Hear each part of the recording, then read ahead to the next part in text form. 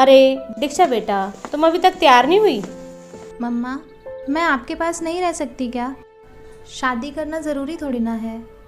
बेटा, लड़कियां तो पराया धन होती हैं, उन्हें तो दूसरे घर जाना ही होता है। अब मुझे भी तो तुम्हारे पापा शादी करके ही लाए थे ना। लेकिन मम्मा। बेटा टेंशन मत लो, आपके पापा ने देखा है उनको, लड़का बिजनेसमैन है, तुम्हें बहुत खुश रखेगा। देखना, तुम्हारी शादी भी हम धूमधाम से करेंगे, तेरे चाचा जी की तरह नहीं, जिन्होंने अपनी बेटी की शादी में कुछ भी नहीं दिया था। चलो अब उठो और जल्दी से तैयार हो जाओ, लड़के वाले आते ही होंगे। अरे मास्टर जी, बड़ी भाग्यशाली है आपकी बेटी, जो हमारे लड़के और फैमिली दोनों को पसंद आ गई। इससे पहले ना जाने कितनी लड़कियां देखी इसने, पर इसे कोई पसंद ही नहीं आई आज से पहले। बड़ी ही समझदार और संस्कारों वाली है हमारी बेटी। हमारा बेटा भी किसी मामले में कम नहीं है, लाखों में एक है हमारा लाल जी। ये तो और भी अच्छी बात है। वाह भाई वाह, दोनों ही बच्चे पढ़े लिखे और संस्कारी हैं। इससे बड़ी खुशी की बात और क्या होगी हमारे लिए। तो फिर देर किस बात की, कुंडलियां मिलवाकर शुभ मुहूर्त निकलवाइए। जी बिल्कुल। अच्छा तो मास्टर जी, बच्ची से पूछ के बता देना, चलते हैं।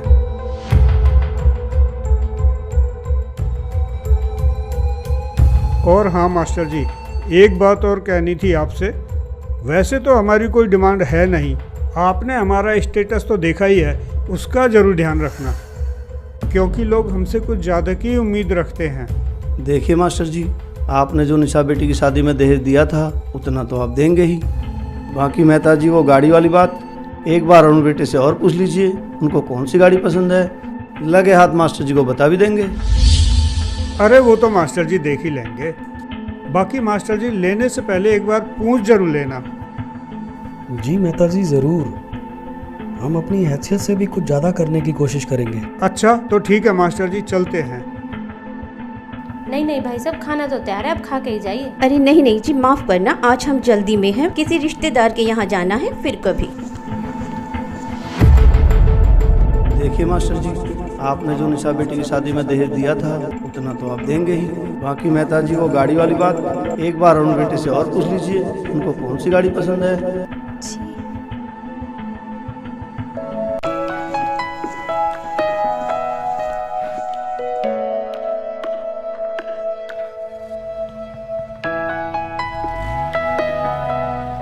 ठीक है तो मास्टर जी, चलता हूँ, इजाज़त दीजिए। अरे नहीं नहीं शर्मा जी, आप तो खाना खाकर ही जाना। हाँ हाँ शर्मा जी, खाना तो खा के ही जाइए। मास्टर जी, जरूरी काम से कानपुर जाना है, बस आप दीक्षा बेटी की शादी में दहेज की कमी मत छोड़ो। उसकी कोई दिक्कत नहीं है शर्मा जी, आपको तो पता ही है, हमने अपनी बड़ी बेटी निशा की शादी कितनी धूमधाम से की थी। हमारी बेटी सुखी रहनी चाहिए, हमें कोई दिक्कत नहीं है दहेज देने में। देखो मास्टर जी, उन्होंने मुझे कहा दहेज की बात करने को, सोचा आपको बता दूं ताकि बाद में कोई दिक्कत ना हो। अब आपको तो पता ही है मास्टर जी, वो हाई सोसाइटी के लोग हैं और लड़के भी बिजनेसमैन हैं, जी उनकी डिमांड भी इसी तरह की है। ओके नमस्कार, चलता हूँ। अरे बेटा, अब क्या हुआ तुम्हें?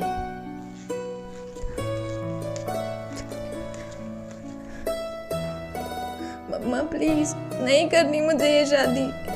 अरे बेटा, तुम्हें तो खुश होना चाहिए, कितना अच्छा परिवार मिला है तुम्हें।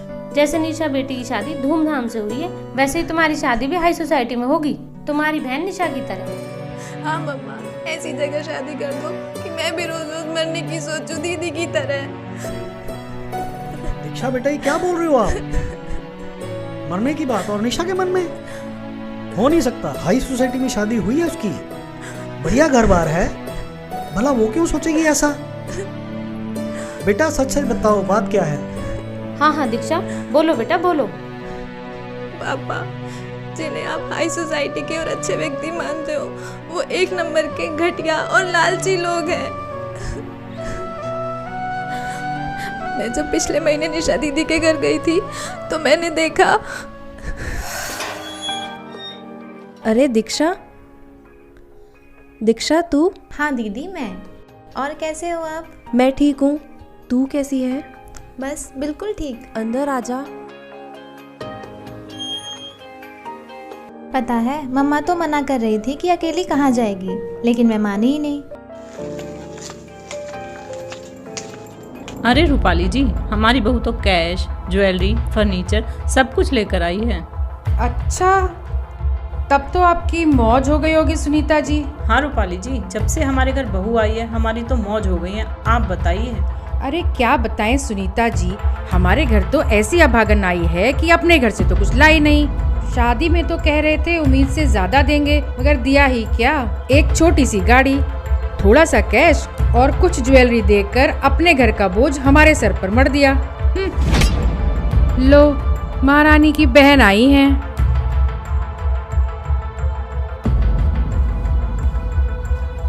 नमस्ते मौसी जी। नमस्ते मौसा जी। नमस्ते बेटा, आओ बैठो। अरे मेरे कपड़े कहाँ हैं? जी वो तो अलमारी में रखे हैं।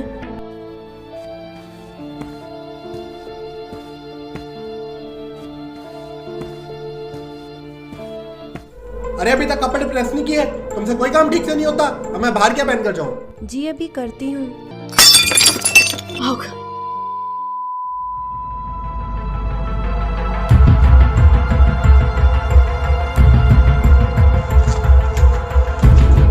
अरे देख कर नहीं चल सकती, करम जली, नुकसान कर दिया। ध्यान कहाँ रहता है तेरा? अरे इसके तो रोज के यही काम है। मेरी किस्मत ही खराब है जो ऐसी वाइफ मिली। नुकसान करने में सबसे आगे और काम करने में। हाँ।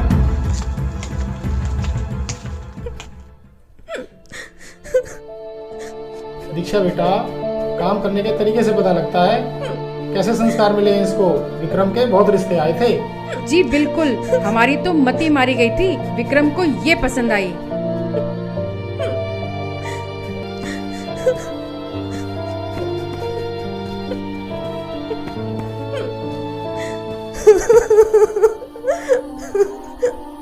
दीदी, क्या आप रोजाना इसी माहौल में रहते हो?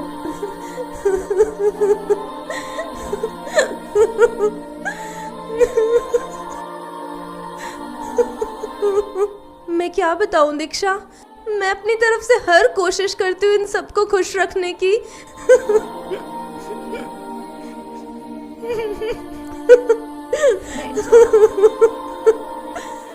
लेकिन इनके ऐसे व्यवहार से कभी कभी मन करता है कि सुसाइड कर लूं, बस ऐसे लोगों से छुटकारा मिल जाए। नहीं दीदी, नहीं दीदी, ऐसी बातें मत बोलो। दीक्षा, तुम्हें मेरी कसम, तुम मम्मी पापा को ये बात नहीं बताओगी, नहीं तो वो लोग बहुत परेशान हो जाएंगे। कितने अरमानों से उन्होंने मेरी शादी की थी।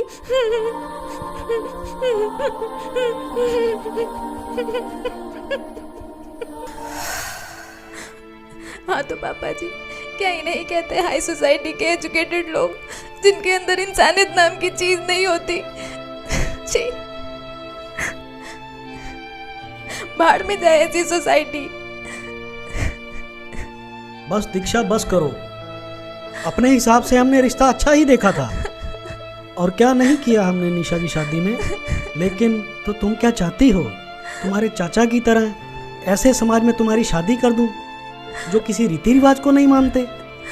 माफ करना पापा जी, लेकिन कौन से रीति रिवाजों को मानने की बात कर रहे हैं आप?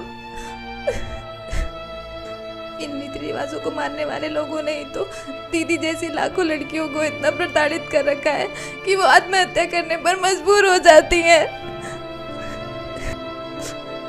और रही बात मीनाक्षी दीदी की, तो मैं आपको उनकी सच्चाई बताती हूँ कि चाचा जी ने किस सोसाइटी में शादी की है अपनी बेटी की।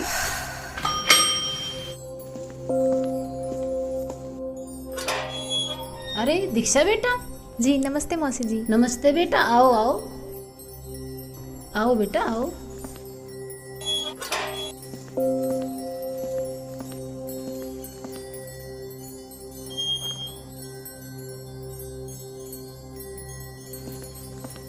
अरे मीनाक्षी, देखो तो जरा कौन आया है। बेटा बैठो।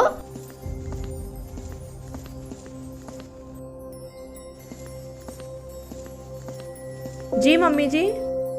अरे दीक्षा, तुम? हाँ दीदी, मैं। और कैसे हो आप? मैं बिल्कुल ठीक हूँ, तू अपनी सुना? एकदम फर्स्ट क्लास। और घर पर सब कैसे हैं? ताऊ जी, ताई जी? सब एकदम ठीक है। आ जाओ, बैठो। तूने तो मुझे सरप्राइज ही कर दिया बगैर बताए आकर। अरे मम्मी जी, आप बैठिए। आप बैठो, आ जाओ।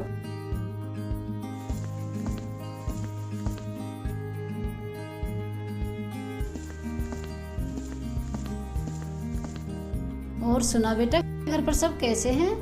जी सब बढ़िया। आप बताओ, आप कैसे हो? बस बेटा परमात्मा ने मौज कर रखी है। मीनाक्षी देखना बेटा गेट पर कौन है। जी मम्मी जी, देखती हूँ।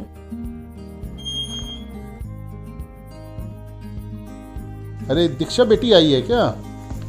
नमस्ते मौसा जी। नमस्ते जीजू। नमस्ते बेटा, बैठो बैठो आप।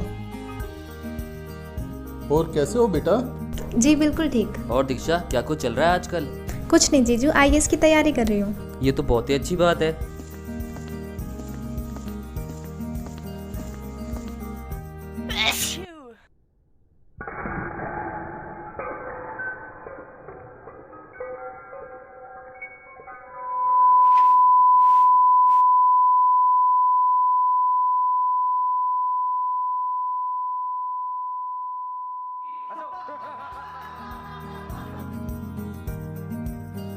कोई नहीं बेटा, हो जाता है, इसे मैं साफ कर देती हूँ, आप और ले आओ।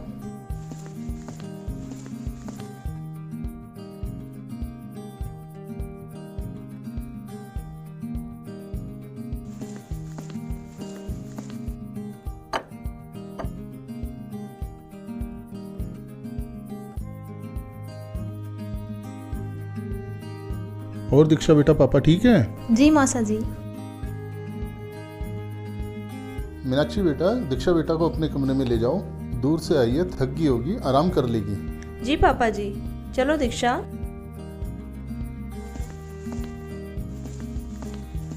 आओ बैठो। और सुना दीक्षा, तेरी पढ़ाई कैसी चल रही है? बिल्कुल ठीक दीदी। अच्छा दीदी, एक बात पूछूं आपसे? हाँ हाँ पूछो। दीदी आप खुश तो हो ना? चाचा जी ने बिना किसी लेन देन व धूमधाम के बिल्कुल साधारण तरीके से आपकी शादी की थी। ये लोग आपको परेशान तो नहीं करते ना? बिल्कुल नहीं दीक्षा, बल्कि इस घर में आकर तो मुझे एहसास हुआ कि यहाँ बहू को भी बेटी जैसा प्यार मिलता है। लाखों रुपए खर्च करने के बाद भी ऐसा समाज, ऐसा परिवार नहीं मिलता। और हाँ, ऐसा नहीं कि पापा ने कुछ देना नहीं चाहा। वो तो पहले से ही मेरी शादी में बहुत कुछ देना चाहते थे, लेकिन इनकी फैमिली ने दहेज के लिए साफ मना कर दिया कि हमें कुछ नहीं चाहिए। ओह अच्छा। पहले तो हमें लगा कि ये लोग वैसे ही मना कर रहे हैं, दहेज तो देना ही है। लेकिन फिर हमें पता चला कि संत रामपाल जी के शिष्य हैं और दहेज लेना उन्होंने मना कर रखा है। फिर उन्होंने हमें एक बुक दी, जीने की राह, और कहा कि हम अपने संत रामपाल जी के नियमों को नहीं तोड़ सकते। फिर पापा जी ने भी हाँ करनी पड़ी। अच्छा दीदी, एक बात बताओ, क्या आपने भी संत जी से नाम दीक्षा ले ली? हाँ दीक्षा, अब मैंने भी संत रामपाल जी से नाम ले लिया है। दीक्षा, शादी के बाद तेरे जीजू ने मुझे बताया कि संत रामपाल जी क्या ज्ञान बताते हैं। इसके बाद उन्होंने मुझे एक बुक दी, जीने की राह, और कहा इसे पढ़िए। और उन्होंने कहा उनके सत्संग सुनिए और उनके बारे में जितना सर्च करना चाहो करो, और जब आपको लगे कि वह सही हैं तब आप भी नाम ले लेना। अच्छा दीक्षा, यकीन मानना, जब मैंने संत रामपाल जी का ज्ञान सुना तो मुझे जो भी लगे गुरु मंडलेश्वर, शंकराचार्य, उनसे मैंने संत रामपाल जी के ज्ञान को कंपेयर किया।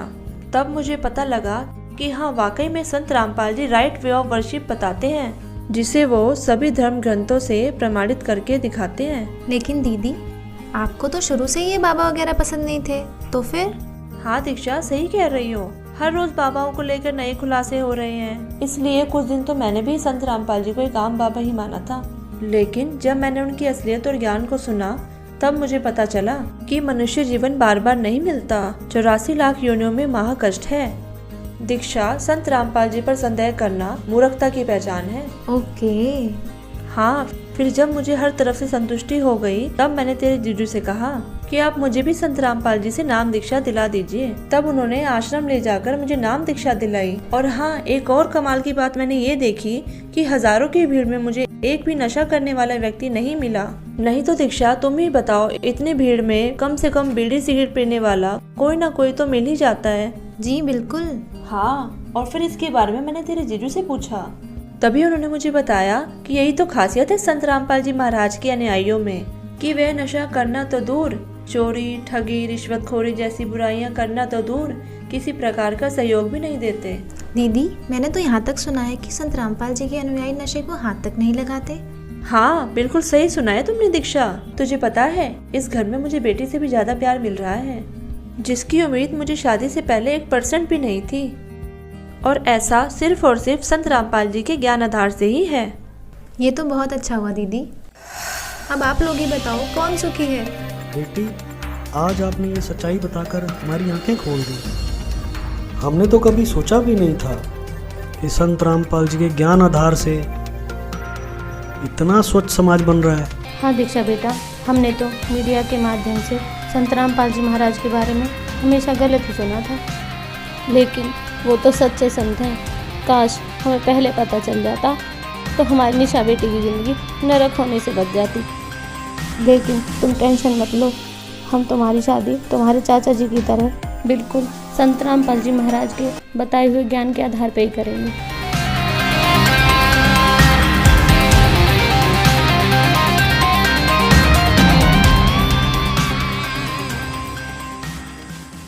तो परमात्मा की शरण में आने के बाद वही विवाह आज आप देख रहे हो। उस परमेश्वर की कृपा से परमात्मा ने हमारा ज्ञान हटा दिया। यहाँ पर बच्चों का विवाह करा दिया जाता है और 5-7 भगत उनके रिश्तेदार आते हैं, घर वाले, और यहाँ आश्रम में उनका 10 रुपये खर्च नहीं होता। सिंपल रोटी जो रोज हम बनाते हैं वही खाएंगे। ये ड्रामाबाजी हमने नहीं करनी। बच्चों का संयोग परमात्मा जोड़ता है। हमारे इस नाटकबाजी से विवाह नहीं होता। विवाह तो मालिक ने कर रखा होता है। और वचन से बच्चे एक दूसरे से जोड़े जाते हैं। जो लाखों रुपए में विवाह हुआ करता था, यहाँ वो फ्री ऑफ कॉस्ट हो रहा है। तो संस्कार चेंज कर दिए परमात्मा ने। वो हमारा लेन देन खत्म कर दिया और एक न्यारी उमंग होती है ऐसे सिंपल ब्याह करने में। तो पुण्यात्माओं, जिनके संतान नहीं है और ये भक्ति मार्ग जिनको मिल गया, उनको विश्वास भगवान पर हो गया कि जो मालिक कहता वो सही है, उनका कल्याण तो होया पड़ा है। और दूसरे जिनकी दृढ़ विश्वास मालिक पर हो गया, संतान भी है, बच्चा ने भी लाओ लाइन पर, कल्याण उनका भी गारंटेड है। इसलिए इस काल की व्यवस्था से अपने विचारों को ऊंचा उठाओ, परमात्मा पर विश्वास रखो। जो वो करते हैं वो सही करते हैं। मानुष जन्म पाए कर नहीं रटे हरि नाम, जैसे कुआं जल बिना फिर बनवाया क्या काम।